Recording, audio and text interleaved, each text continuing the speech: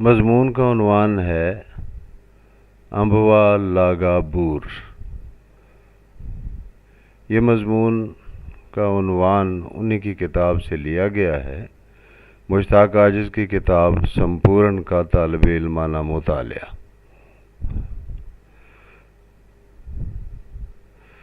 मन का बालक भी अजीब ज़िद्दी बना है, किसी न किसी बात पे उकसाता ही रहता है और फिर अड़ जाता है कि मेरा कहा हो के रहे, नहीं तो मैं रूठा के रूठा। एक घड़ी कहने लगा संपूर्ण पर कुछ कहो, कुछ लिखो, कुछ बोलो। लाख समझाया कि बालके, ये बंदा जो खुद को आजिज़ कहता है और दिखता भी वैसा है, बातें भी वैसी करता है, इसकी बात पे बात करना बहुत कठिन है।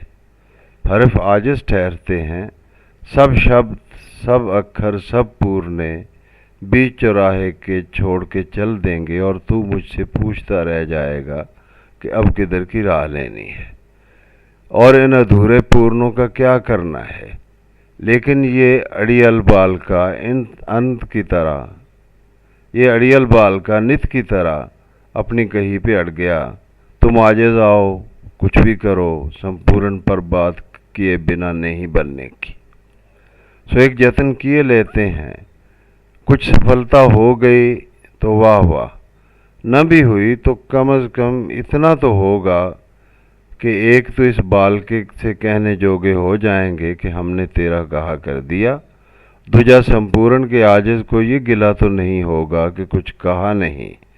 तो साहिबो, अपनी सी करता हूँ, भली लगे तो इस फ़कीर को शीश दीजो, भली लगे तो इस फ़कीर को शीश दीजो,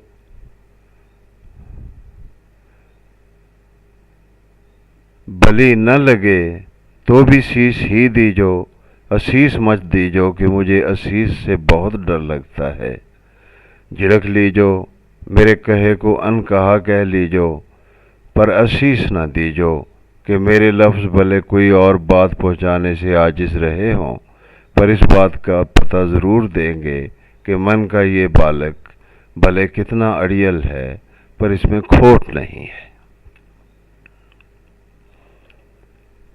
ये फ़कीर तो रहा अपनी जगह, खुद मुश्ताक आजिज़ भी अपनी इस ज्ञान पोथी संपूर्ण में इसी बालक मन की बाल हट के आगे आजिज़ दिखता है। पोथी का हर दोहा पुकार पुकार के कह रहा है कि कवि ने अपने जी की बातें पूरे सच से लिखी हैं और उसकी कि कवि ने अपने जी की बातें पूरे सच से लिखी हैं, उसकी ज्ञान कथा मैं ना ही सब तू देख लीजिए, कैसी सच्ची और सुच्ची बातें कर गया है। लिखता है,